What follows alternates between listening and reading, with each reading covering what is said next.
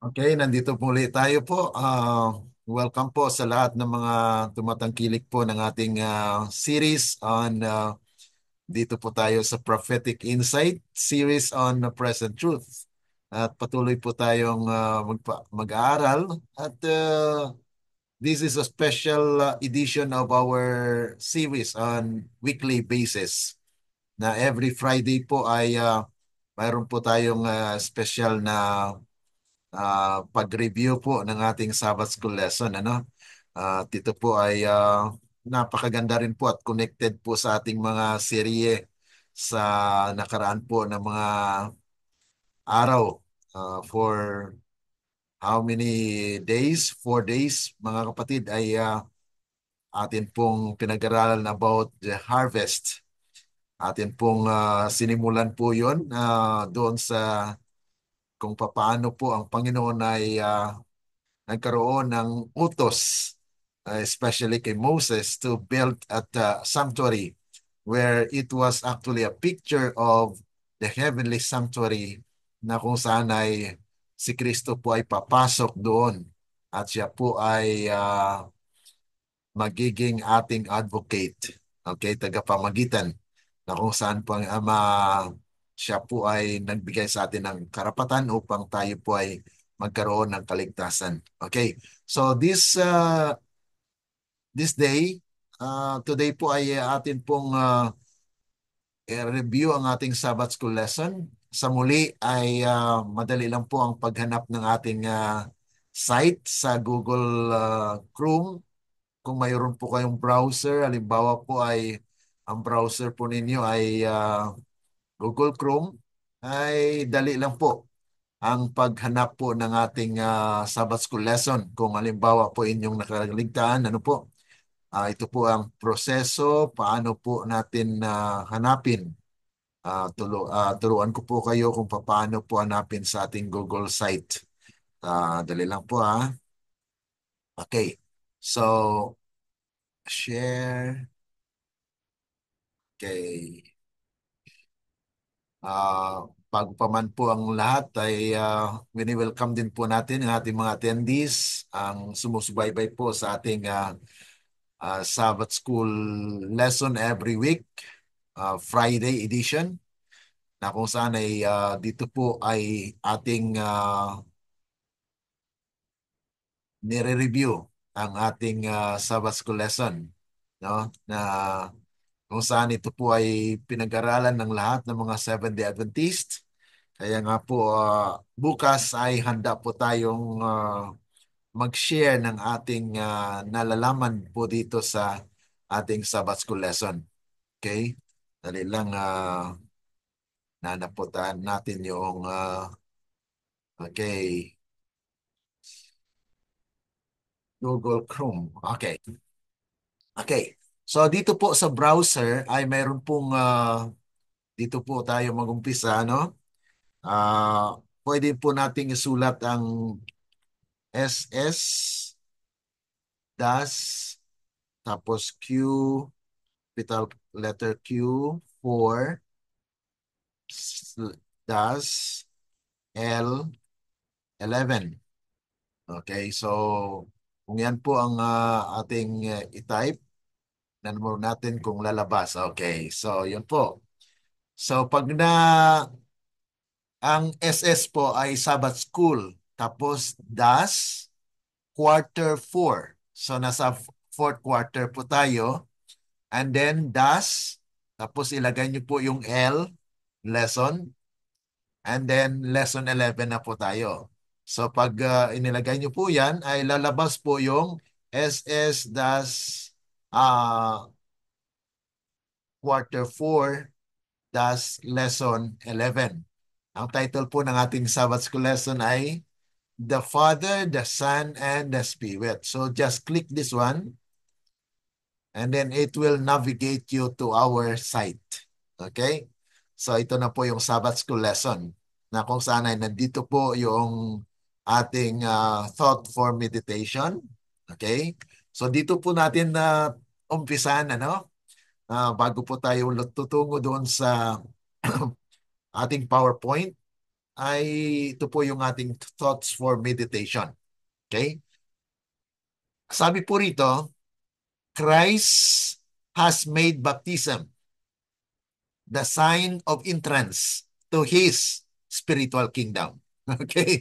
So dito pa lang po sa ating introduction ay ginawa po ni Kristo na ang baptism, kaya napaka-importante po yung baptism. Ano?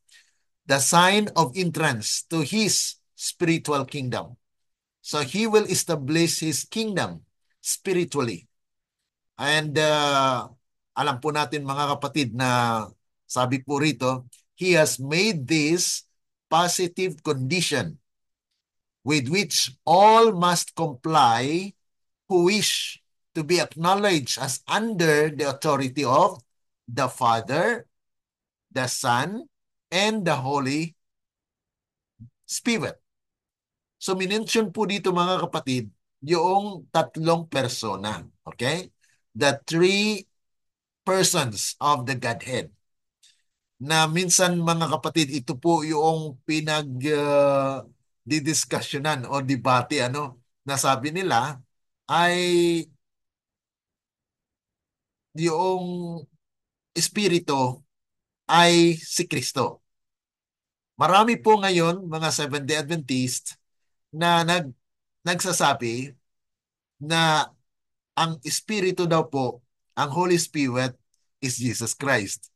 Okay? So kaya po isang issue ito na nangyayari ngayon na marami po ang lumalabas ngayon ng mga teorya na mayroon pong statement kasi na sinulat ni Ellen G. White that the Holy Spirit is Christ.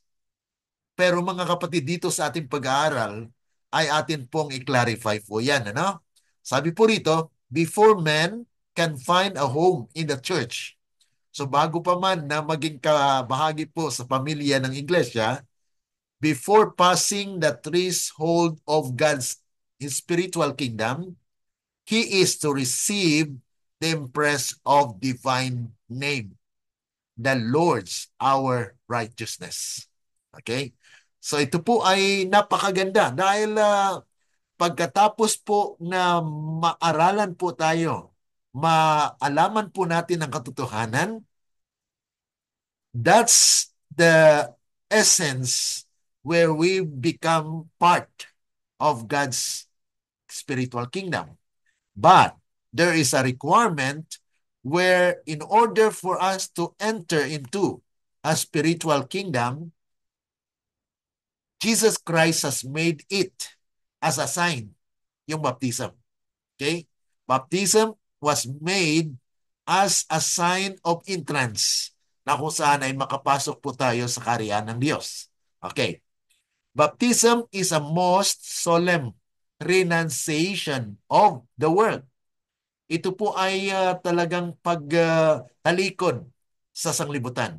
Ibig sabihin, you need to experience a born-again experience na mayroon pong lubusang pagbabago na hindi na po sana tayo ay manumbalik sa sanglibutan. Ibig sabihin, ng atin pong buhay ay spiritually founded. Sabi po rito, those who are baptized in the threefold name. Kaya nga po tayo ay nabaptize at dapat mabaptize in the name of the Father, the Son, and the Holy Spirit. At sabi po rito, at the very entrance of their Christian life, declare publicly that they have forsaken the service of Satan and have become members of the royal family, children of the heavenly King. They have obeyed the command, come out from among them and be ye separate. Kaya ito po yung essence ng sinasabi sa John 17:17. Ano pong sabi doon? Sanctify them by the truth. Thy word is truth. So ibig sabihin mga kapatid, ang sanctification is a setting aside for a purpose.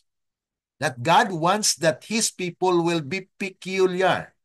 Na siya po ay iba sa lahat. Na you are experiencing a Christ-like character. Kaya nga po, the Lord our righteousness. Na siya na po ang ating katwiran. Kaya wala po tayong ipagyayabang. Na I do this, I do that for mga kapatid, walang kwan po yan. Walang merit po yan. No? Ang merito po ng ating kaligtasan ay nasa kay Kristo. Okay? So kung wala si Kristo, ay wala rin po tayo. Pero ang tinatawag natin na implementor, the one that implement the truth in us, is that is the work of the Holy Spirit, mga kapatid. Ano? So ating pag-aralan po yan. No? Sabi po rito, they have obeyed the command, come out from among them and be ye separate. And touch not the unclean thing, and to them is fulfilled the promise, I will receive you and will be a father unto you, and ye shall be my sons and daughters, said the Lord Almighty. So yan po mga kapatid ang nagbukas ng ating pag-aaral sa hapong ito. Nawa ito ay makatulong sa atin mga kapatid sa atin pong pagbisita sa ating iglesia, na we can have an idea or knowledge na makashare po tayo sa ating Sabbath School lesson tomorrow. Okay, tayo po ay manalangin. Dakila at mabagin po naming Ama na nasa langit ka, kami po ay lubos na nagpapasalamat na kung saan ay nandito muli ang inyong mga anak na nais na matuto sa pamagitan po ng kapangyarihan ng inyong banal na Espiritu, na ang salita ni Kristo ay maging buhay sa aming mga buhay. We know, O God, na wala po kaming kakayanan sa pag-unawa sa mga spiritual na bagay. Ngunit kayo po ay nangako na kami po ay magkaroon kung kami tatawag sa inyo pangalan. Dakilang Diyos, sa pagkakataong ito ay amon pong dinadalangin sa inyo na tulungan niyo po ang bawat isa, especially sa aming mga kapatiran, sa aming iglesia, Seventh-day Adventist, na patuloy nawa na kayo po ang siyang mangusap sa kanila. Na gamitin niyo po ang inyong alagad upang ibahagi po ang mga katotohanan na nais po ninyo na aming maunawaan sa aming Sabbath School lesson. At aming inasahan, Panginoon, na kayo po ang siyang magtagumpay sa aming mga buhay, na ang inyong katwiran ang siyang makita, that our lives will be a glory that will praise your name, na kami po ay namuhay sangayon po sa inyong kalooban. Amin itong dinadalangin dahil lamang po sa matamis na pangalan na aming Panginoong Yesus. Amen. Okay. So dito po tayo mga kapatid, I have prepared as PowerPoint presentation. Kaya nga po doon tayo sa ating PowerPoint, ano? Okay. At kung sino man po nagnanais ng PDF file ng ating mga pag-aaral po, especially doon sa mga prophetic insight na atin pong napag-aralan, you can just return or tingnan nyo po ang tinatawag natin, yung ating SDA online study sa FB. You can just send a message there, mga kapatid, ano? That you can just find the topic and then send me a message so that we can consider that we can send you the copy of the studies. So our study today, the Father, the Son, and the Holy Spirit, or the Spirit of God. So we have here a complete presentation of our Sabbath School. But we will just take some yung mga importante lang po ng mga punto ang atin pong bigyan ng pansin, ano? And you can just actually screenshot or whatever, or you can copy the passages that you want to share to our brothers and sisters so that they can also be informed of our belief or studies on these points. Ang ating pong text, memory text, found in John 14, verse 26. Ang sabi po, the helper. So sa pangalan pa rin po, siya po ay tutulong. Ano? The helper, the Holy Spirit, whom the Father will send in my name. So mga kapatid, yung dito pa lang ay makikita po natin yung tatlong persona. Ano?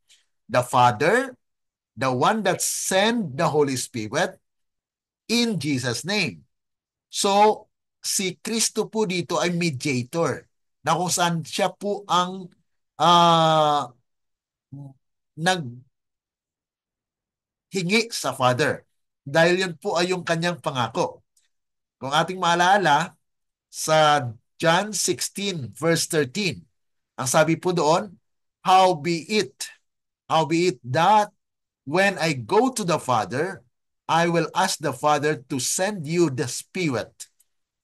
Yun po ang mag-guide sa atin sa lahat ng katotohanan. Ibig sabihin, yung espiritu po, banal na espiritu, siya po ang implementor, executor, na kung saan ng salita ng Diyos, na siyang gagawa para yung salita ng Diyos ay may kapangyarihan sa ating buhay. So sino po ang gumagawa para sa ating kaligtasan? Hindi po tayo. Okay? Kaya hindi tayo makapagsabi na kung hindi ako mag-decide, hindi ako maligtas. Nag-decide ka because there is a power that makes it able na tayo makaunawa. At atin pong nakuha ang mensahe o karunungan na yun po ay ang origin ng karunungan ay ang Diyos. At siya po ay nangusap sa pamagitan ng banal na espiritu na ang ating spiritual nature dahil tayo po ay likas na makasalanan. Ano po? So ang likas po natin ay masubdued. It will be under the power. Dahil yun po ay ma-overcome ng kapangyarihan ng Diyos. Kaya nga po ang banal na espiritu ay may malaking role sa ating kapanahunan sa ngayon. So itong ating pag-aaral, the Sabbath School lesson will help deepen our understanding of the unique and intimate relationship between Jesus, the Father, and the Holy Spirit, and its significance in our salvation, while reflecting on Jesus' intercession and role in drawing us closer to God. Yun po yung punto ng ating leksyon this week. Ano? Okay. So ito po yung outline ng ating Sabbath School lesson. I will not go through with it. So dito po tayo proceed sa unang bahagi. The Heavenly Father, who is the Father? So sino po ba yung Ama? Okay. So in this study, mga kapatid, we will understand the nature and role of the Father, the Son, and the Holy Spirit. So according po dito sa insight, dahil ito po ay kasama po sa prophetic insight, kaya nga po, we will ask the one that has received the prophetic role sa Ellen G. White po, no? Na siya po ay binigyan ng mga karunungan na siya po ang bahagi sa pag-unawa po sa kasulatan. Kaya nga po itong last church, the Seventh-day Adventist, has a special gift. Ang special Greek gift po na binigay sa ating iglesia ay yung prophetic ministry in administration of Ellen G. White. Okay, hindi po datin tinataas si Ellen G. White, ano? Dahil ang salita po na kanyang ginamit ay salita ng Diyos, na kanyang natanggap o tumanggap po siya ng kapangyarihan, the prophetic role, para po ma-explain sa atin kung ano po ang kahulugan ng mga salita na kanyang pinahayag sa kasulatan. Okay. Sabi po rito, on the nature and role of the Father, na kung saan God is love. His nature, His law is love. It is ever, has been, it will ever be. So hindi po nagbabago yan. So ang role po ng Father dito is, He is the manifestation. Manifestation, sabi nga po rito, every manifestation of creative power is an expression of infinite love. And And love is actually God. God is love. So, ang lahat po na nilikha ay manifestation of God's love. Ano? So the Father loves us not because of the great propitiation, but He provided the propitiation because He loves us. So ito po yung para maalaman po natin yung pagmamahal ng Ama ay pinahayag po yan ng anak na si Kristo. Dahil sabi po roon sa John chapter 1 verse 18, wala po kahit isang nakakita sa Diyos. Sa pamagitan po ng anak ay tayo nakakilala sa Kanya. So ibig sabihin, the Father is the source of everything. Okay? So, ang Heavenly Father, sa plan of our redemption, sabi nga po rito, the plan for our redemption was not an afterthought. A plan formulated after the fall of Adam. Okay? So, sabi nga po rito, ito po yung mababasa natin sa John 3 na commented by Ellen G. White sa Desire of Ages. It was a revelation of the mystery which had been kept in silence through times eternal. Ito po yung nasa doon sa Romans chapter 16 verse 25. Okay? So you can just take note with that. Romans chapter 16 verse 25 na sinasabi po doon na there was a mystery that was hidden throughout ages from the foundation of the world, na it was revealed in Jesus. So Jesus is a revelation of the mystery that has been proclaimed, na kung saan ay ito po ang makikita natin na the Father has principles that eternal. Kaya nga po sabi rito, it was an unfolding of the principle from eternal ages have been the foundation of God's throne. So God the Father exists before creation. At He exists even time memorial. Okay? So, kwan po yan mga kapatid. It's eternal. We really don't know at the beginning. It is God. So, nag-exist na po ang Father before pa man ang creation. On the unity of the Father and the Son, from eternity, there was a complete unity between the Father and the Son. Sabi nga po rito sa Youth Instructor December 16, 1887, sabi po rito na they were two, yet little short of being identical. Two in individuality, yet one in spirit and heart and character. So dito po ay pinapahayag yung relationship ng Father and Son. They are identical. One in spirit. But this is actually pinapakilala po dito na the Father is the ultimate source, the supreme being, na kung saan ay, sabi nga po rito, the Father was not indifferent to the woes of His Son. He suffered with the Son in the agony of Gethsemane, the death of Calvary, the heart of the infinite love paid the price of our redemption. Kaya yung foundation po ng ating redemption is the love of the Father. So ibig sabihin mga kapatid, yung sacrifice ng Son is an manifestation of the Father's love for humanity. Kaya yung relationship ng Ama at sa ng anak, anong naranasan ng anak ay naramdaman ng Ama. Because they are one in spirit. In spirit in the sense that hindi po siya flesh. Ang flesh po ay talagang one po yan. Iba po, no? So ang God exists, mga kapatid, na mayroong mga personality na kung saan sinasabi po rito. Now, ayon po dito sa inspiration sa Shepherd's Run, may mga insight po na atin din po makukuha. Dahil sabi po rito, God, the Father, the source of all life and light. So ang source po ng lahat ay ang Father. Is the originator of the plan of salvation. So the Father is actually the source of everything. Kaya kung tayo po ay manalangin po tayo, hindi tayo mag-direct kay Jesus. Kasi minsan ang mga magulang po ay tinuturuan yung mga anak na manalangin ganito. Dear Jesus. Mga kapatid, hindi po dapat ganon. Okay? Ang ating pong panalangin ay dapat directed to the Father in the name of Jesus. Kaya nga po, Jesus taught us how to pray. He said, Our Father, which art in heaven. So, kinikilala po ni Kristo ang Ama.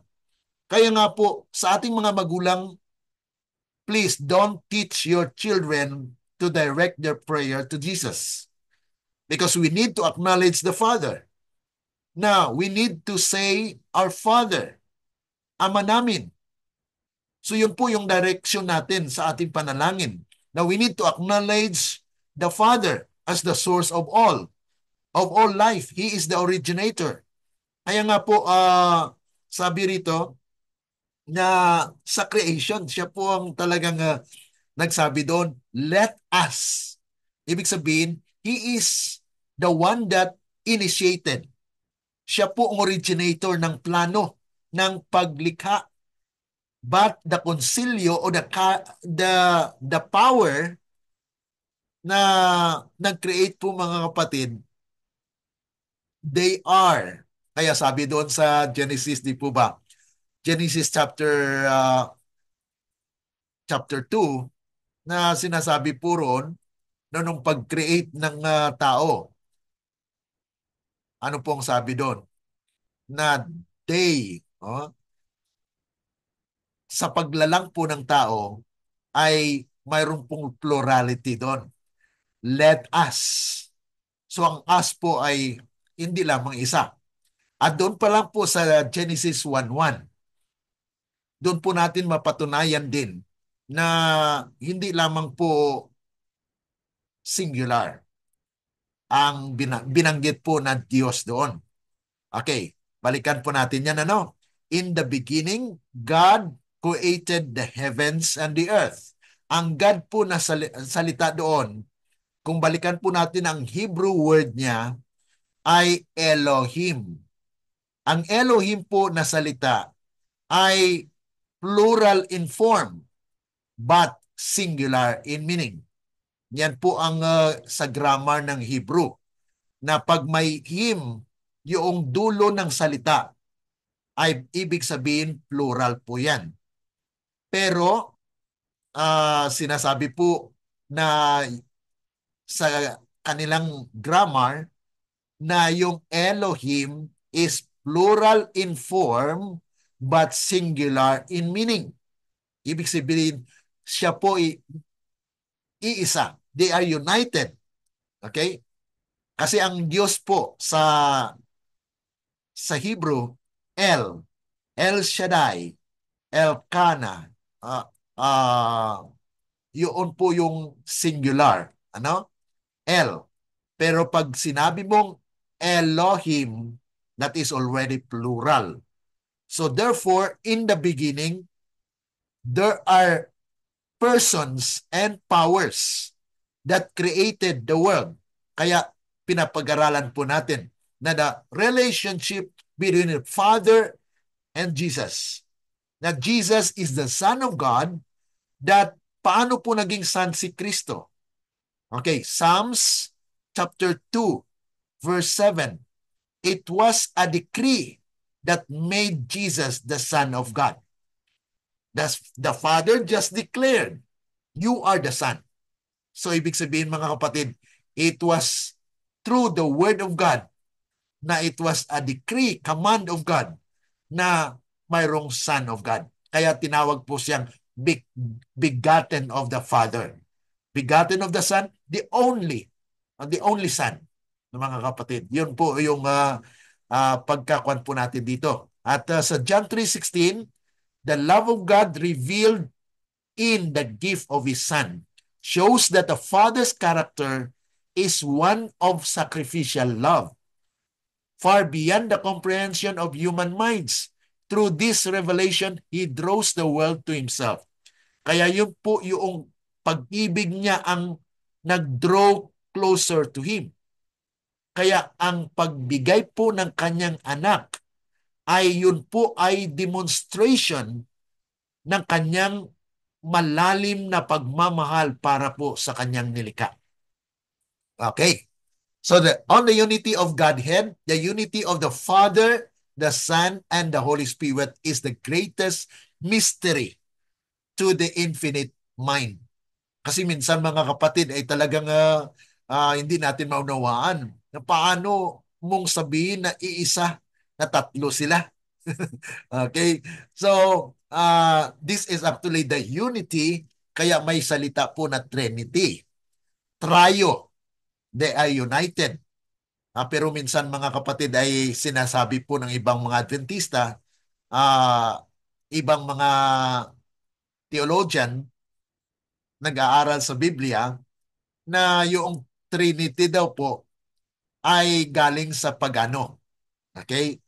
Pero iba po ang kanilang pagkaunawa. So ibig sabihin, the Trinity word is a generic name na kung saan ay hindi po natin masasabi na kung ginamit po yan ng Roman Catholic ay doon na lang na-confine ang atin pong pagkaunawa sa Trinity.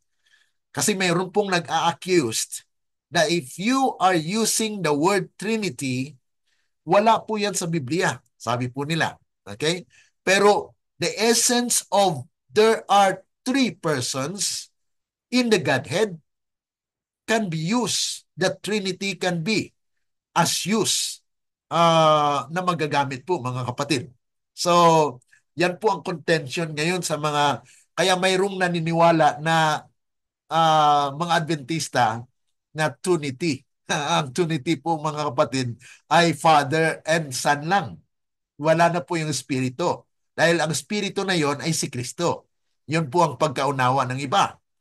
So kaya po maging handa po tayo. Maging alert po tayo at aware tayo na mayroon pong mga nagtuturo sa ngayon na they are saying that there are only two persons, the Father and the Son. Yan po ang kanilang paniniwala. Mayroon pong nagtuturo ngayon yan. No? At marami pong naniniwala na ang Father at Son ay yun lang po. Wala na yung Espiritu kasi ang Espiritu na yon ay Spirit of the Father and Spirit of the Son. Yan po ang kanilang pag-explain o paniniwala. Pero dito po sa ating pinag-aralan that the unity of the Father, the Son, and the Holy Spirit. Dahil kung atin pong tingnan yung article na da. Ito po yung mga kapatid, ano? Da. Ay definite. Okay, definite. Ibig sabihin ay talagang mayroon pong entity. So, ibig sabihin mga kapatid, yung espiritu is a different person. Okay, personality. Na kung saan ay yan po ang gumagalaw sa ngayon. The Father, actually during the time of the ancient Israel, the Father is, kaya theocratic po yon. Okay, theocratic government. The Father is the one that leads the people of God at that time. And He just sent His Son to reveal to Moses yung I am. Yun po tetragrammaton name of God. Na Jesus exists before He was born. Yun po mga kapatid ang nating napag-aralan sa nakaraang lesson. Ano? Na kung saan ay Jesus is the way, the truth, and the life. Yan po yung lesson natin last week. At dito po ating pinag-aralan na yung si Kristo na yon ay siya po yung nagpahayag sa Ama. Because you cannot see God the Father according to John 1:18. So ngayon, hindi natin makita at makilala si Kristo kung wala ang Espiritu. So Jesus send the Holy Spirit. The Holy Spirit is not, mayroon pong statement na kung saan ay Jesus is the Spirit, the Comforter. Pero mga kapatid, ang sinabi po ni Kristo, aakyat ako. Pag umakyat po siya, He will ask the Father to send the Holy Spirit. So therefore, it is a different personality. Kaya nga po, there is a contention among Seventh-day Adventists na Trinity is not our doctrine. It is pagan. It is not Seventh-day Adventism. So yun po mga kapatid. Kaya maghanda po tayo dahil mayroon pong mga nagtuturo ng ganon. Kahit dito po sa Facebook ay mayroon pong grupo na Tunity or Trinity. Dahil they are discussing that there are only two persons in a Godhead. Yun po yung kanilang paniniwala. So kaya nga po atin pong kinokorek at kinaklarify po na sa Biblia, there are three persons. The Father, the Son, and the Holy Spirit. Okay? So, okay, patuloy po tayo. Nalaman po natin na the Father is the originator, the sustainer, the origin of life, the source of everything. Okay? So, yun pong ating paniniwala. Okay? Ang sunod po ay Jesus and the Father. What is the relationship between Jesus and the Son? On the unity of Jesus and the Father, according to Jesus mismo. Jesus testifies, John chapter 10, verse 30, I and my Father are one. So the words of Christ were full of deep meaning as he put forth the claim that he and the Father were of one substance, possessing the same attributes. These are wages, page 483. So yun po yung sinasabi ng Panginoon na kung saan ay I and my Father are one in spirit. Okay? Kaya nga po sinasabi nila na yung Espiritu is not another person. It's a binding power that binds the Father and the Son. Yun po ang kanilang paniniwala. Pero mga kapatid, you cannot send your spirit na hihiwalay po sa iyo.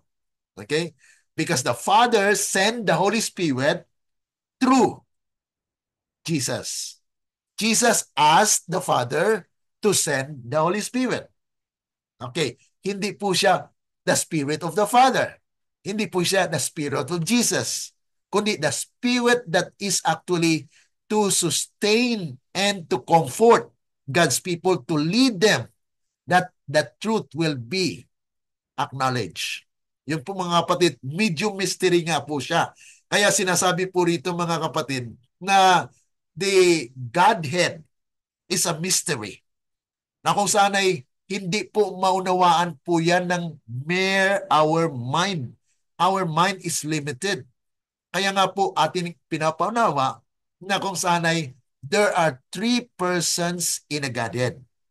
The Father, the Son, and the Holy Spirit. Na kung saan ay they are united. Unity. Okay? The unity that exists between Jesus Christ and His disciple does not destroy the personality of either. Di po ba? Okay? So, bawat isa po sa atin ay dapat magkaisa. Pero it does not mean that we are na nawawala yung personalidad natin.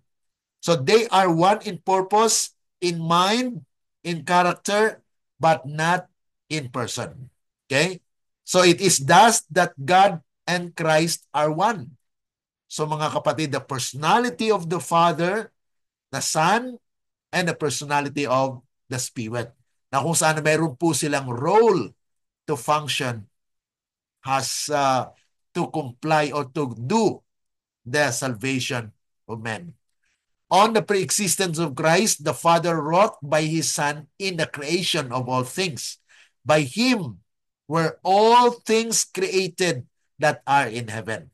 So sa pamagitan po ni Kristo, ay na, na nalalang ang bawat nilalang.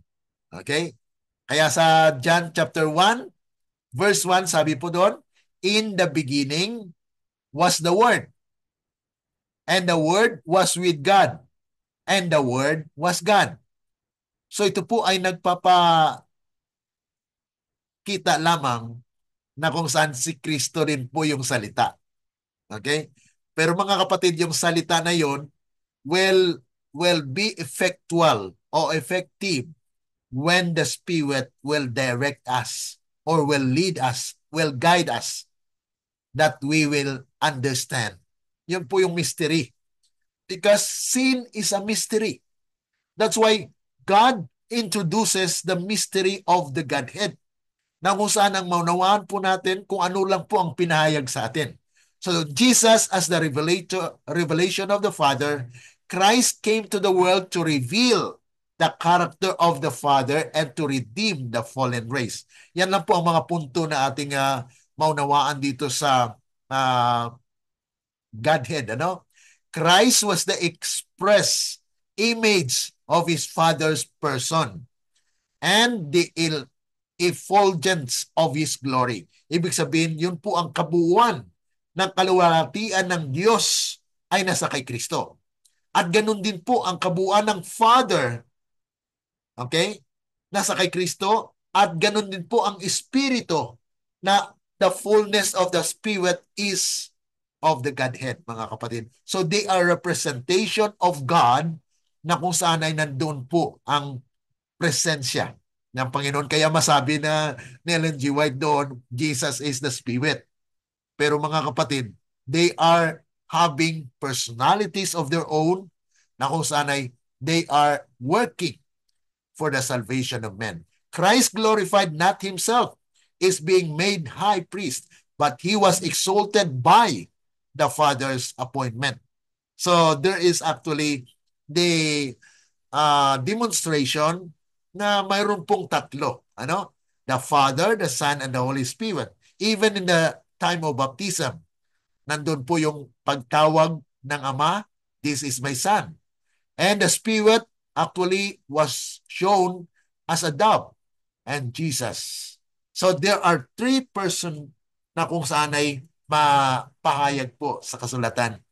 Kaya dito po mga kapatid, ang mga bagay na atin pong in-explain o kinaklarify that there are three persons in the Godhead or yung pagka-Diyos na kung saan may tatlong persona, the Father, the Son, and the Holy Spirit. Na kung saan sinasabi po rito na reveal the co-working of the Father and the Son from eternity. This divine counsel was the manifestation of their unity in all things, mga kapatid. So ito po yung nabanggit dito na kung saan ay there is a close relationship between the Father and the Son. Okay? Later, we will discuss more on the Spirit as well. The unity of the purpose between Jesus and the Father. Christ's statement, I and the Father are one, conveys not only the unity of purpose, but also the perfect harmony of in the divine government, which the Son upholds as the visible agent of the invisible God. So mga kapatid, si Kristo po, si Jesus Christ, is actually a visible agent na kung saan ay makikita at makilala yung invisible God. Mystery po ano. So yun po yung misteryo ng pagka-Diyos, na kung saan makita at makilala mo si Diyos Ama kung nakita mo si Diyos Anak. Yun po mga kapatid yung theological aspect dito sa ating pagkaunawa sa pagka-Diyos. Ano? On the revelation of the Father through Jesus, no one has seen the Father but through the Son. We behold the character of God, for He is the express image and personification of the Father's divine love and justice. So pinapakilala po ni Kristo ang Ama, na kung nakilala natin si Kristo, ay nakilala na rin po natin ang Ama. Yun po yung pagpapaliwanag po dito sa pagka-Diyos ng Ama at ng Anak. On Christ's humility and submission to the Father. Ito po yung pagkakilala or mayroon po talagang submission. Pinapakita lang po sa atin na we need also to acknowledge that even the Son subjected himself to the Father. Kaya nga po, we also do the same. Now we are subjected to the Father, which this is what we call the demonstration of unity among personalities na kung sana'y binanggit nga po dyan, mga kapatid. Ano? At mapapansin po natin dito, mga kapatid, sa ating lesson na Jesus being the mediator. Okay. Mediator of the will of the Father. The works of Christ were the works of His Father. So kung ano po ang kalooban ng Ama, ay ginaganap ni Jesus Christ. Kaya ganun din po ang mangyayari sa atin. Whatever the will of the Father, we do it not because of our power, but because of Christ's will that has been reproduced in us through His Word. Malalim ano, mga kapatid, ano? Na kung saan ang kalooban po ng Ama ay ginagawa natin sa pamagitan po ng kalooban ni Kristo na pinagkaloob sa atin. Okay? Sa pamagitan ng banal na Espiritu na siya po ang nag-guide sa atin sa pamagitan po ng katotohanan. So ang katotohanan po ay the Spirit of Truth makes us able to reproduce Christ righteousness na kung saan ay nasa kay Kristo. Pero yun po ay pinagkaloob sa atin. Kaya we said the Lord is our righteousness. Siya po ang nagbigay sa atin ng katwiran na ngayon ay matuwid.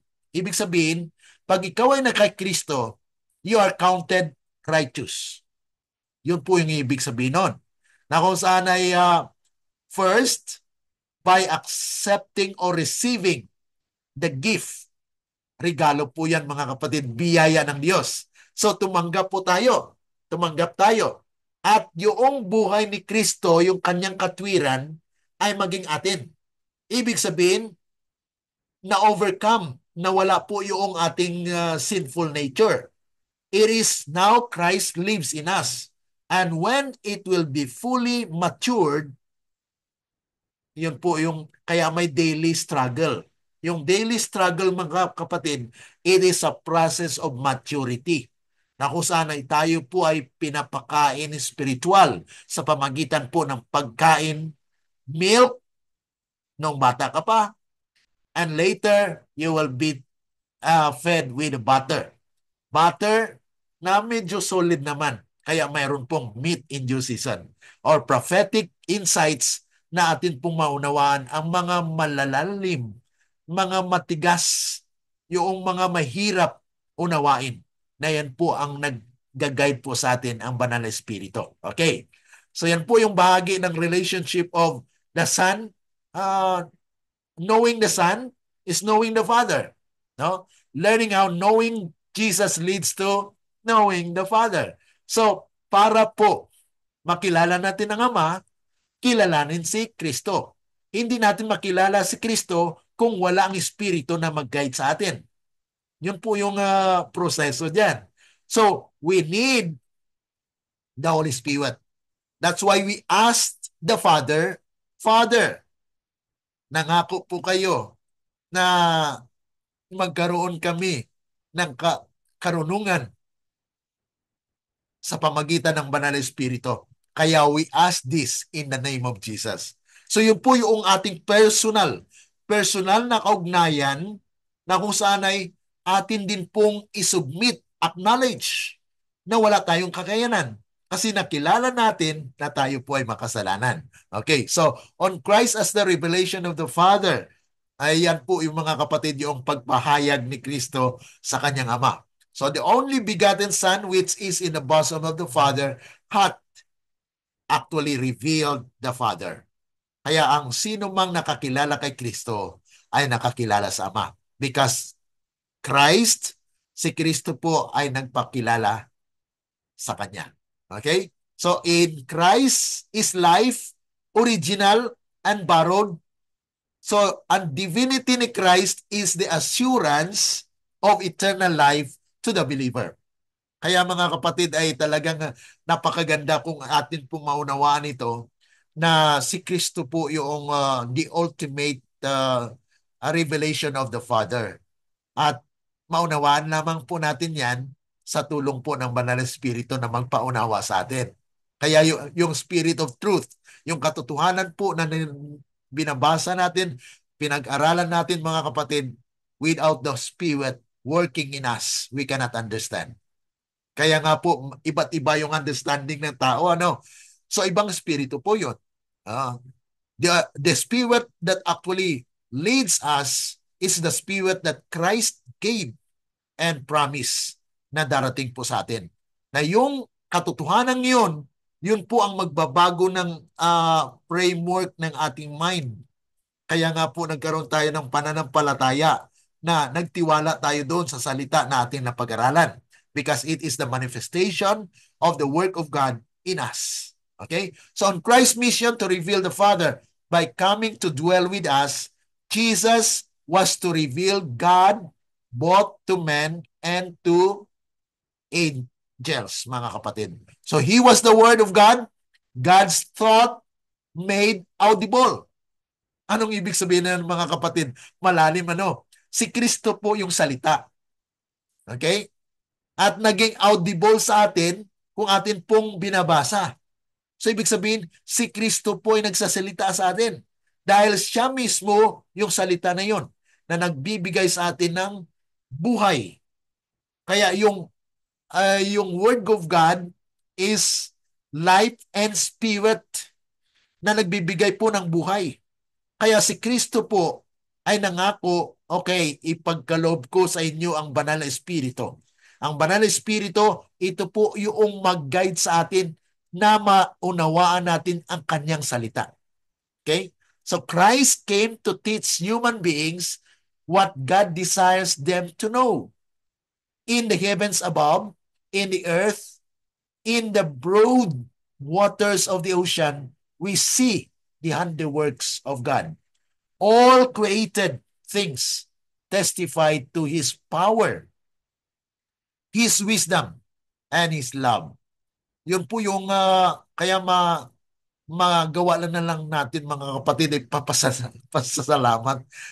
We just rejoice and thanks the Lord because all of these are revelations of God, mga kapatid, na pinapakilala lang po doon na sabi nga po rito, but not from the stars or the oceans or the cataract can we learn of the personality of God as it was revealed in Christ. Ang lahat ng mga nakita natin mga kapatid ay hindi po yun ang kabuuan ng Diyos. Ang kabuuan po ng Diyos, ang kapahayagan ng pagka-Diyos ay nandoon kay Kristo. Ang kapahayagan ng Ama ay nasa kay Kristo.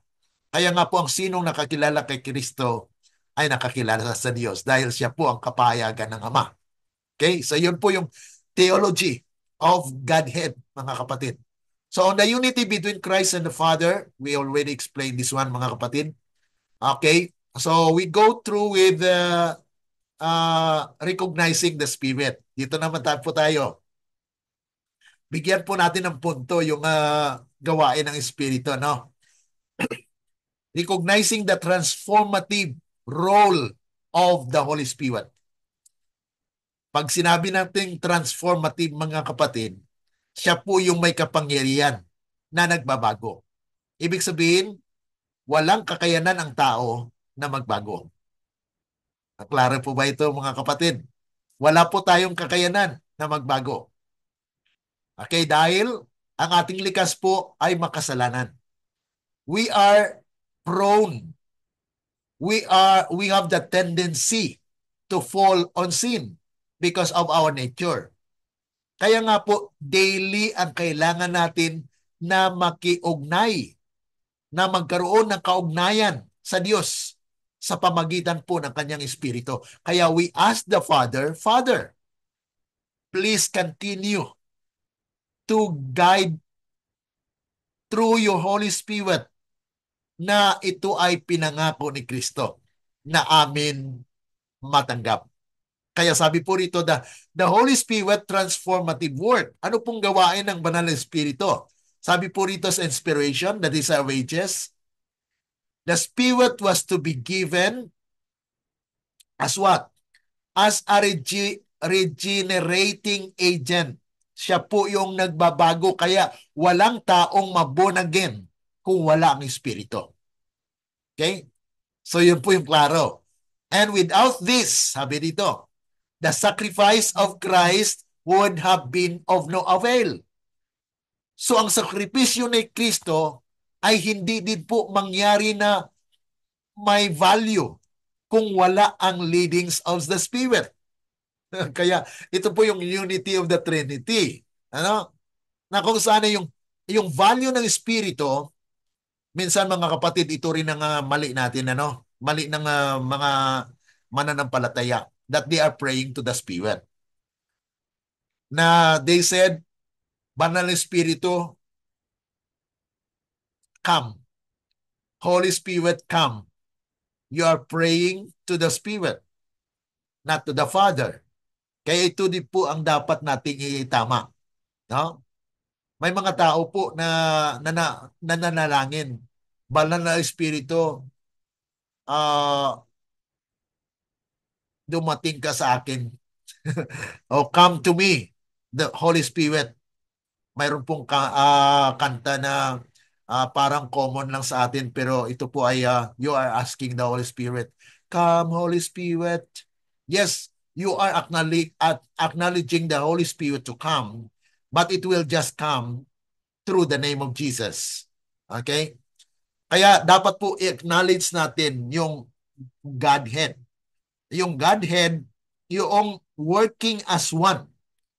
Kaya we are praying to the Father in the name of Jesus because the Spirit will guide us, mga kapatid. Yun po yung mga kapatid, yung actually without the Holy Spirit, we cannot pray as well. Because our nature is sinful. So the Spirit is actually sinful. So we need the Spirit of God. Kaya nga po, yung Espiritu, yung po yung nag-transform sa atin. Hindi po, wala po tayong kapangyarihan. Kaya hindi tayo makasabi na, I do this, I do that. No, you cannot say that. Yes, personally, you can say, okay, personal mo, nagawa yon. Individual kasi yon. Hindi magawa yon ng ibang tao. Yan po ang ibig sabihin. But we don't have the power on our own that we can be acceptable to God. Dahil ang atin pong kahit ano pong gawin mong mabuti, kung hindi po yan gawa, walang kabutihan kasi kung nasa kwan din, laman ang gumawa nito. Mapansin natin mga kapatid na sa isip natin, tama yung ginawa natin. Mabuti yung ginawa natin.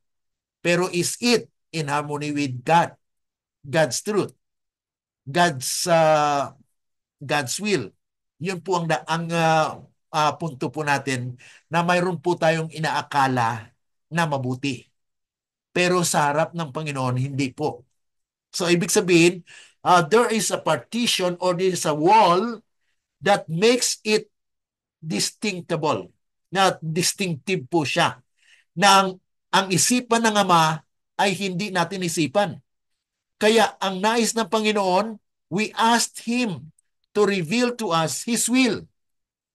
Kaya nga po sabi rito, the power of evil had been strengthening for centuries. And the submission of men to the satanic captivity was amazing. Na tayo po ay nahubog na sa mga linlang ng kaaway. Kaya nga po, sabi nga po rito, sin could be resisted and overcome only through the mighty agency of the third person of the Godhead. So wala po tayong kakayanan. Kaya we are desperate as human. Kaya nga pag desperado ka, saan ka tutungo? Walang ibang tutunguhan, Panginoon. Ang mga kapatid, ano? Panginoon lamang. So we need to be connected. Kaya sabi rito na yung ating kasalanan hindi ma-resist, hindi po siya ma-overcome sa ating sarili lamang, kundi only through the mighty agency of the third person of the Godhead. Kaya sa pamagitan po ng third person, the Holy Spirit, siya po yung may ability to transform us. And it is the promise of Jesus Christ. Yes, si Kristo po ang sacrifice. Nagsakripisyo na po siya. Pero ang kanyang sakripisyo po ay hindi magkaroon ng value kung ang banal na espiritu ay hindi gumawa. Ibig sabihin, there is unity na kailangan po ang banal na espiritu ay gumawa sa atin para ma-identify natin at ma-value natin ang sakripisyo ni Kristo. Wow! So ang kaligtasan po mga kapatid, it is God's work. It is not human. Hindi po natin gawain. Ang gawain ng kaligtasan ay sa Panginoon, hindi sa tao. Dahil wala tayong kakayanan na maligtas ang ating sarili. So we need to acknowledge that we are nothing. And God can do everything for us. And that is the work of the Holy Spirit. Na kung saan na yan po ngayon ang mag-guide sa atin. So sabi rito, who would come with no modified energy, but in the fullness of divine power. It is the Spirit that makes effectual what has been wrought out by the world's Redeemer. Kaya hindi po natin masasabi din na yung Holy Spirit is Jesus Himself. Kundi it is a personality that God, Jesus, asked to the Father to send so that we have the guide, that Christ can continue His ministration in heaven. Kung si Kristo pa rin yung Spirit, mga kapatid, hindi po yung mga kapatid. Ano? So the Spirit is actually the promise of Jesus Christ, John 16:13, when I go, ibig sabihin mga kapatid, ang Father saan? In heaven. God the Father is in heaven because Jesus Christ will go. And when Jesus Christ go, He will send. Nandun na siya sa langit. Ngayon, magpapadala po siya ng ano? Espiritu. At saan ang galing? Sa Ama. Okay? Na ipapadala ng Ama dahil ang anak ay humiling, nag-promise na magpapadala po siya ng Comforter. And the Comforter is the one that makes ability to transform our lives into Christ-likeness. Nakuha yun po mga kapatid. Yun po yung theology of the Godhead na kahit ano pang lingwahe or term na gagamitin natin, kahit sabihin natin Trinity, mga kapatid, it doesn't affect na maging mali po yung ating pagtitiwala. No. Kasi may nagsasabi nga po, dalawa lang. Dalawa lang yung pagka-Diyos. Ang Ama at yung Anak. Paano na naman ngayon ang Espiritu? Okay? So yun po mga kapatid ang ating kinaklarify po sa ating Sabbath School lesson. Because there are now Seventh-day Adventists who believe in Trinity. Okay? So the Spirit as the teacher of truth. Yes, Jesus is a teacher too. Kaya nga po sabi nila, kita nyo, si Kristo nagturo. Ngayon ang Espiritu nagtuturo din. Ibig sabihin, si Kristo at Espiritu ay isa lang. It is the Spirit of Christ. Kasi may mga statement din po na mababasa kanyan. Pero mga kapatid, sabi rito, the Comforter is called the Spirit of Truth. Sino po ba yung truth? Okay?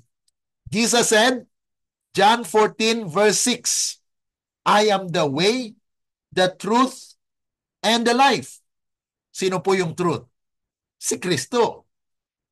Pero mga kapatid, sabi rito, the Comforter is called the Spirit of Truth. Espiritu po ng katotohanan. His work is to define and maintain the truth. Yun po yung gawain ng Holy Spirit, to maintain in us. Kaya nga mga kapatid, may dalawang conversion. May dalawang klase ng conversion mga kapatid.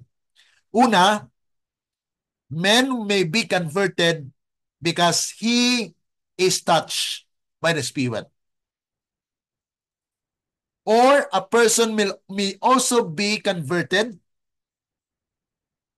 when the Spirit leads the person. Saan po tayo mga kapatid? Dalawa po yan. We may be touched by the Spirit or led by the Spirit. Ang pagkakaiba nito mga kapatid ay if you are just touched by the Spirit, ay na-amaze ka lang sa mensahe na pinahayag ng pastor o ng evangelist. Kaya you are touched. Pag manawagan po yung pastor, evangelist, come to Jesus. You are actually parang na-allure ka, parang emotional, na ang pastor ay nagsabi, you want to be baptized? Come and be baptized. So ngayon ay na-touch ka. So nagpabaptize ka. Pero marami sa atin ngayon na-touch lang, pero not led by the Spirit. Ibig sabihin mga kapatid, kailangan po tayo matouch and led. Okay? Pero yung touch mga kapatid, kwan lang po, hipo lang po yan eh. Nahipo ka ng banal na spirito. But if you are led by the Spirit, marami po niyan na nakaranas po ng sinasabi nilang spirit of tongue. Natatouch ka. Attach ka, nagsasalita ka ng ano-ano. Pero ang tanong, are they led by the Spirit? Yan po yung pagkakaiba, Sister Susan, ng touched by the Spirit or led by the Spirit. Ang led by the Spirit, the truth has guided your life to live a life accordingly. Ngayon, kung ikaw po ay touched ng Spirit, ay maari na nagsasalita ka na hindi man namanawaan. Baka ibang espiritu yan. Di po ba? So, you may be touched by the Spirit, but is it understandable? Naunawaan po ba? Naunawaan po ba ng iba? Kung they are speaking in tongue, ay mga kapatid, maunawaan po yan. Dahil during the Pentecost, they speak in their own language, but yet people who have this different language had understood.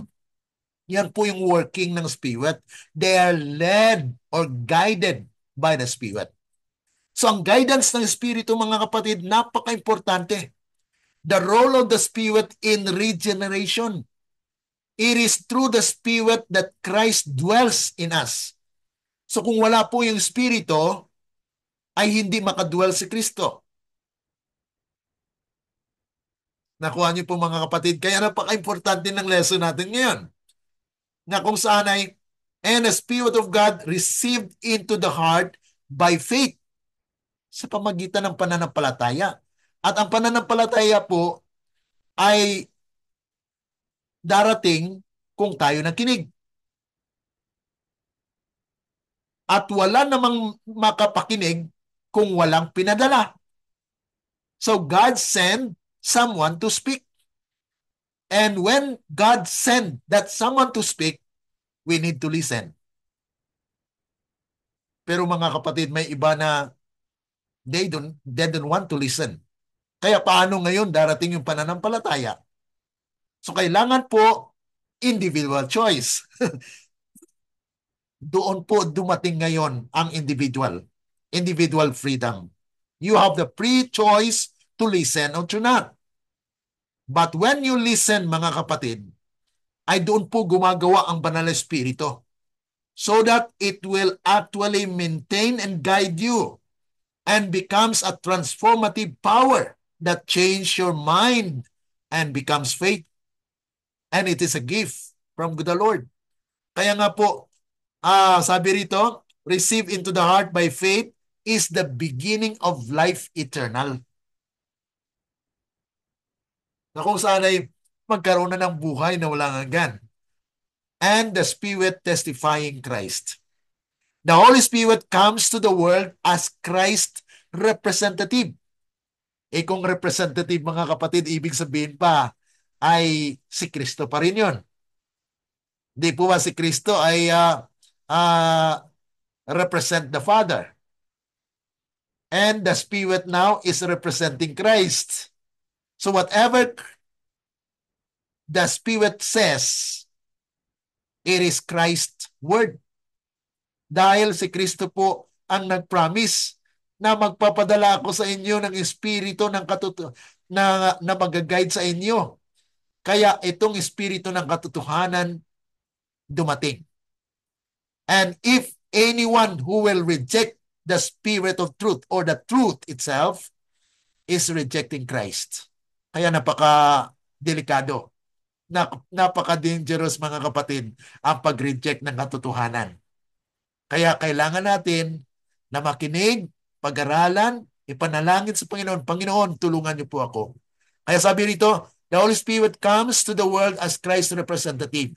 He is not only the faithful and true witness of Christ's word, but the effectual teacher of truth, bringing to mind all that Christ taught.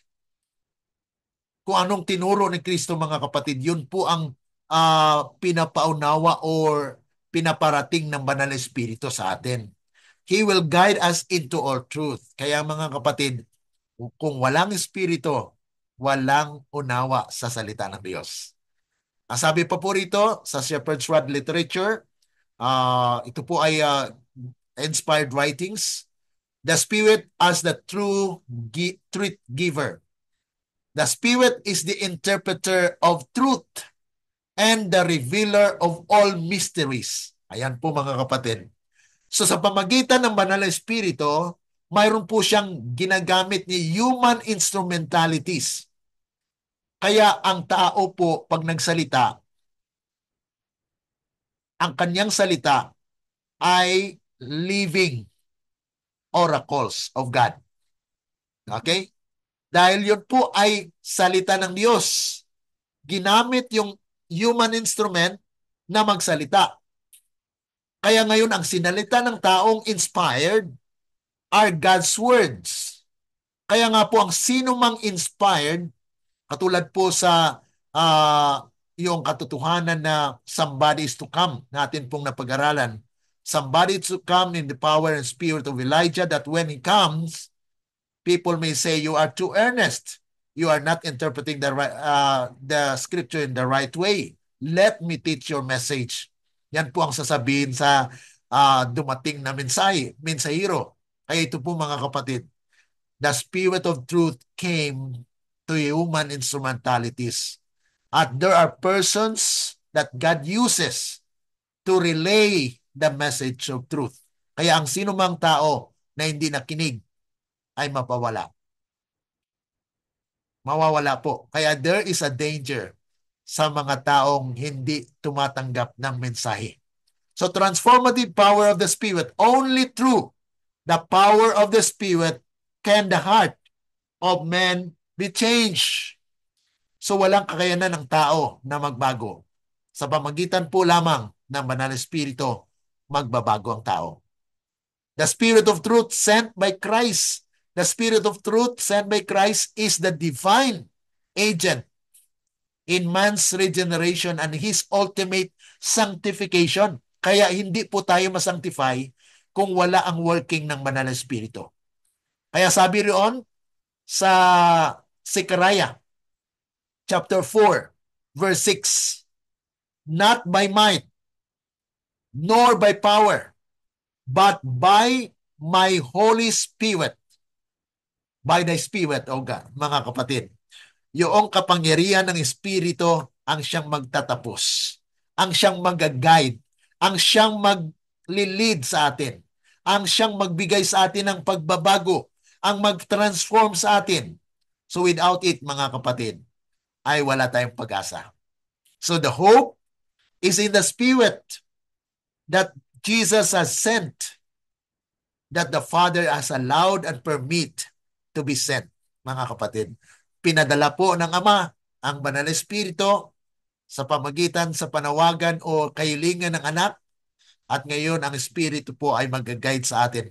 And implementor, siya po mag-implement, siya po mag-transform, siya po magbigay ng kapangyarihan. So this new birth, ito po yung new birth yun po yung gawain ng Banal na Espiritu.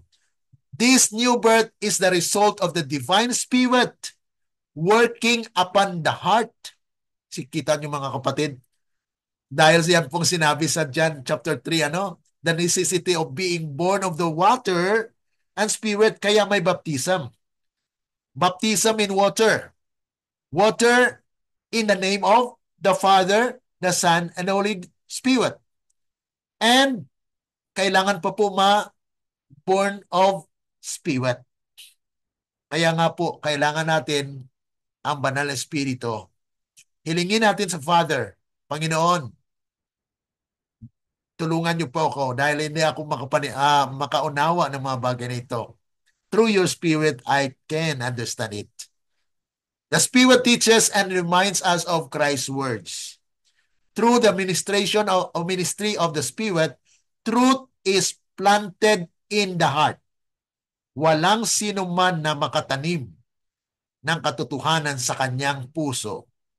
It is the work of the Spirit, mga kapatid, and quicken into life, at yun po ang gumagalaw sa ating buhay ngayon. Kaya wala tayong ipagyabang na sabihin natin, pag hindi ako gumawa nito, hindi ako maligtas. Mali, mga kapatid. It's wrong. You are actually claiming that if you don't do this, you cannot have that. Ang ating sabihin, mga kapatid, Panginoon, salamat. Puno ka ng pagpapasalamat sa Panginoon dahil wala tayong kakayanan. It is the work of the Spirit that makes it able that our prayers will also be acceptable to God. Siya po ang nagbibigay ng kapangyarihan na matanggap po yun. Through the ministry of the Spirit, truth is planted in the heart and quickened into life. The Spirit testifies of Christ. This work of testifying of Christ through the Spirit is the evidence of divine truth working in the lives of the people. So, ibig sabihin, mga kapatid, kung walang pagbabago sa ating buhay, hindi tunay ang ating profession. We profess to be the members of the true Church of God, but yet no change. Ang ating buhay pa rin ay makasanglibutan. Yan po ba ay gawain ng Espiritu? Dalawa lang klase lang pong Espiritu nandito sa atin. The evil spirit and the Spirit of God. Kaya nga po, dalawa ang nag-i-exert ngayon sa church. Kaya hanapin po natin kung sino po ang tunay na was led by the Spirit. Dahil, ito po yung part ng Thursday, prayer of Jesus, what request did Jesus make for us? Jesus pray for unity, na mayroon po tayong pagkakaisa. Maliban ang Espiritu ng katotohanan ay dumating sa bawat isa sa atin, walang pagkakaisa. So the Spirit of truth must be accepted or received by a person. Pag hindi po siya tumanggap ng katotohanan, mayroon pong separation. Kaya mayroong Ezekiel 9, mga kapatid. Kaya in the harvest, the wheat and tares will grow together. But when the harvest comes, the tares will be taken, and the remains, ang natira po, ang remnant. Kaya mayroon pong remnant of the remnant.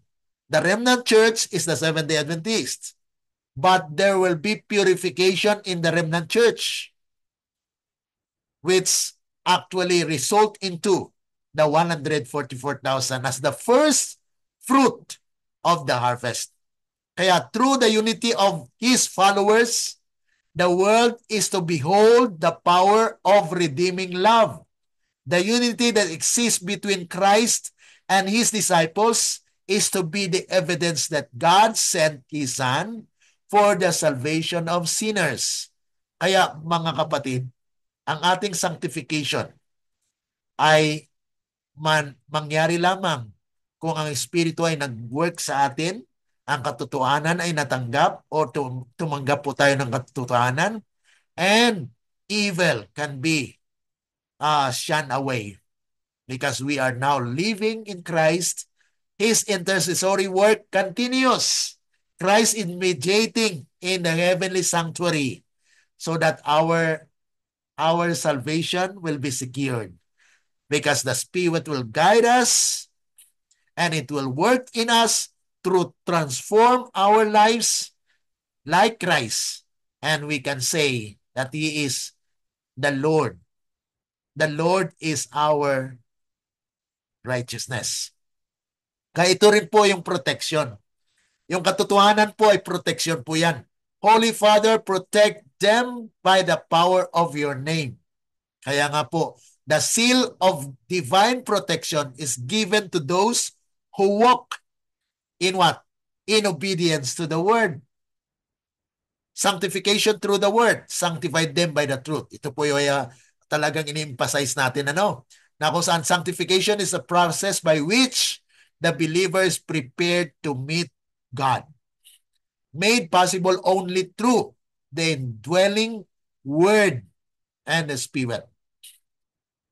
That all of them may be one, Father, just as you are one in me and I in you.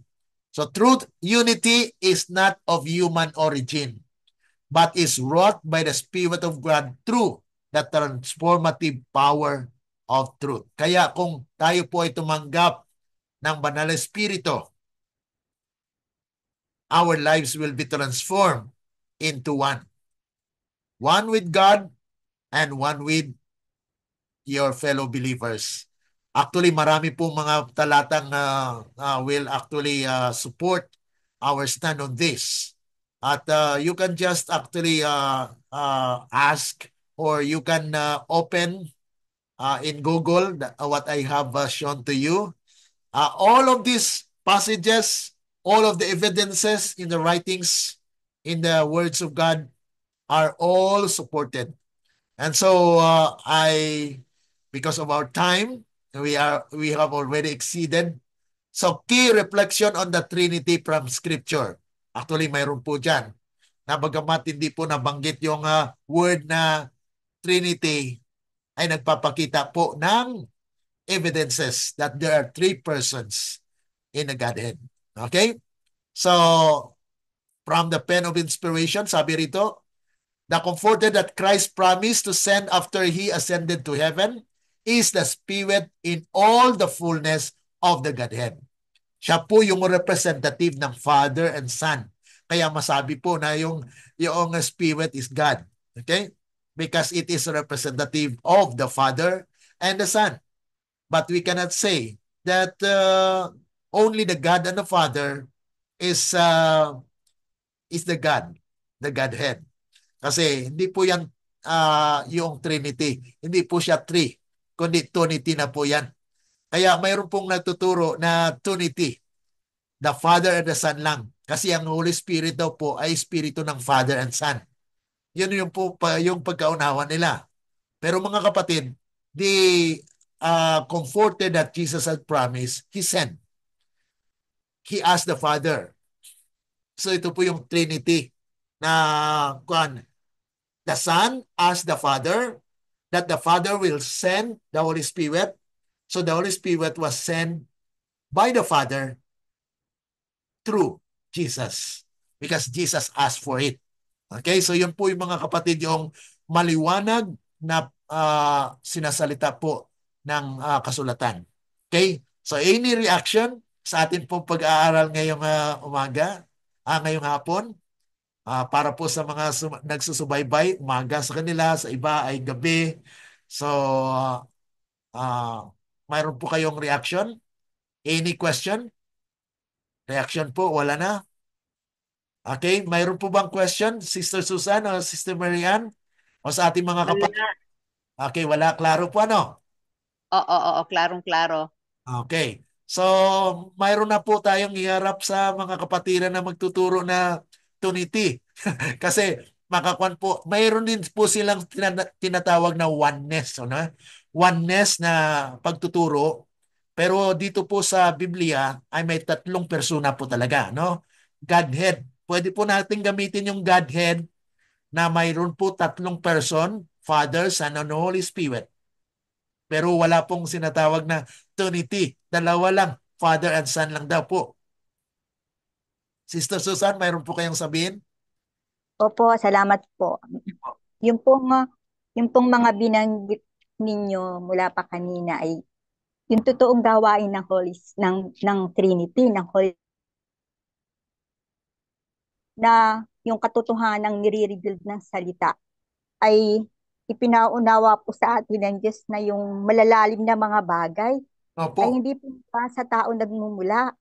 Ito po ay, sabi po niya rito ay sapagat sino sa mga taong nakakakilala sa mga bagay ng tao, kundi ang espiritu ng tao na nasa kanya. Kaya Mhm. ang malalaman po na maisalita pala po ay katulad ng sinabi niyo ay pantao. Mhm. Katulad ng baptism ay sabi po kanina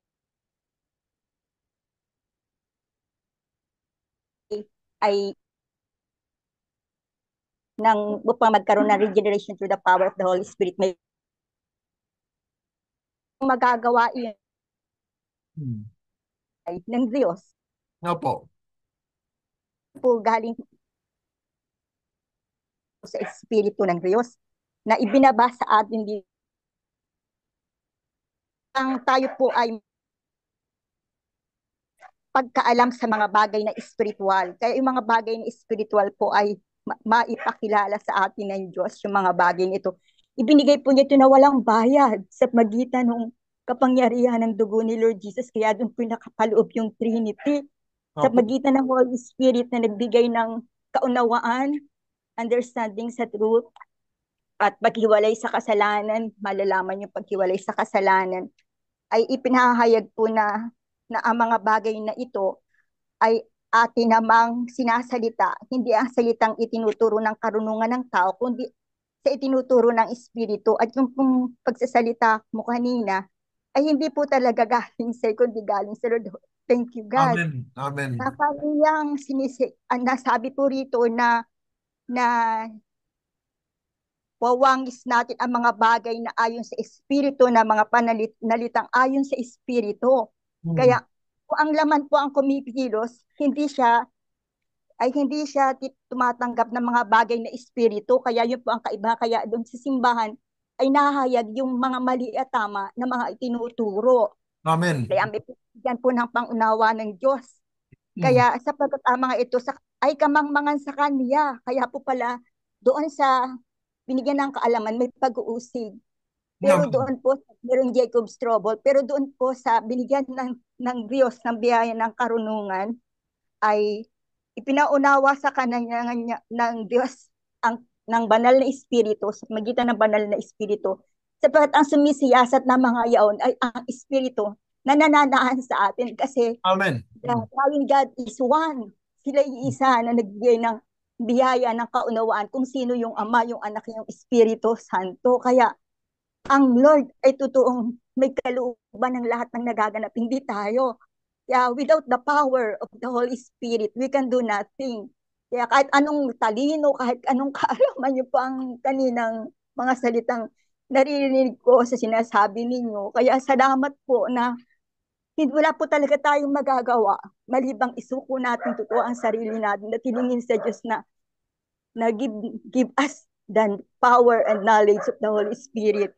Kasi ang karunungan po ay ang Panginoon, pero kung walang understanding ng Banal Spirit, hindi tayo nakakapag-pray ng galing sa Holy Spirit. Amen. Mhm. Kawa-awa po talaga ang labas natin. Kaya salamat po sa mga salitang ang Espiritu po ang nagsisiyasat. Ngunit sabi po rito, ang taong ayon sa laman ay hindi nagtatanggap ng mga bagay ng Espiritu ng Diyos sapagkat ang mga ito ay kamangmang sa Kanya at hindi niya naunawa sapagkat ang mga yaon ay sinisiyasat ng ayon sa Espiritu. Ngunit ang Espiritu ay nagsisiyasat ng lahat ng mga bagay na siya hindi sinisiyasat ng anuman. Kaya hindi po nasisiyasat ng tao, pero nasisiyasat ng Holy Spirit na nananahan sa atin kung sino yung kaharap natin. Kaya salamat po sa Lord na Amen. there is enlightenment sa mga word po kanina na totoo pong sa Espiritu Santo na siyang kasama-sama natin ngayon ang atin pong hihingan ng tulong mula sa Ama na bigay po sa atin ang tunay na kaunawaan nito. Kaya, Amen. Amen. salamat po sa Lord. Maraming salamat at purihin po ang Panginoon dahil sa kaunawaan po na pinagkaloob niya. Dahil kung wala po yung Banal na Espiritu, talagang wala tayong maunawaan dito.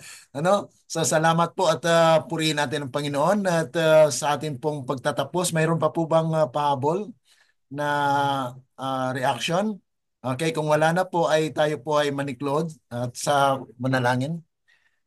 Dakila at mabagin po naming Ama na nasa langit ka. Sa muli, kami po ay lubos na nagpapasalamat na kami po ay inyong binigyan ng pagkakataon na makaunawa po ng inyong mga salita sa pamagitan ng Banal na Espiritu na ito po ay pinangako ng aming Panginoong Yesus ng katuparan po ng kanyang mga salita ay matutupad sa pamagitan po ng kapangyarihan ng transformative power of the Holy Spirit na kanyang pinagkaloob sa inyong paintulot, Panginoong Diyos.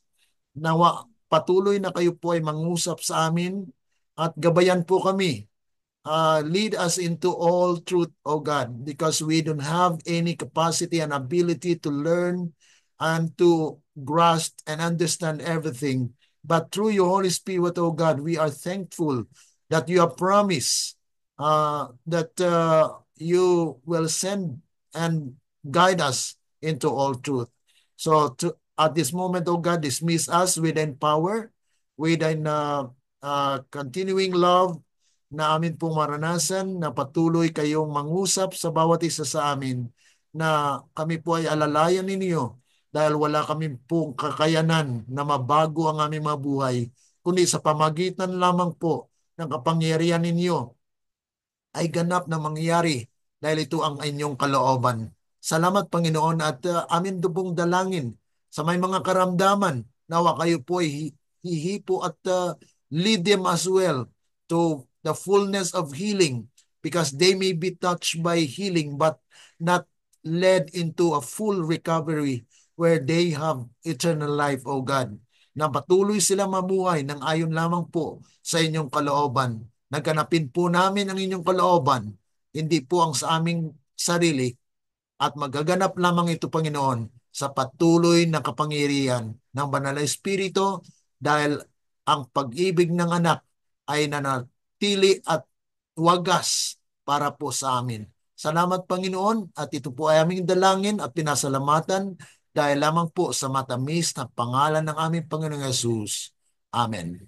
Let the words of our mouth and the meditations of our hearts be acceptable unto the sight, O Lord, our strength and our Redeemer. Amen. Amen. Okay. Yes po. Amen. Magandang Salamat, hapon. Pastor. Daghang salamat.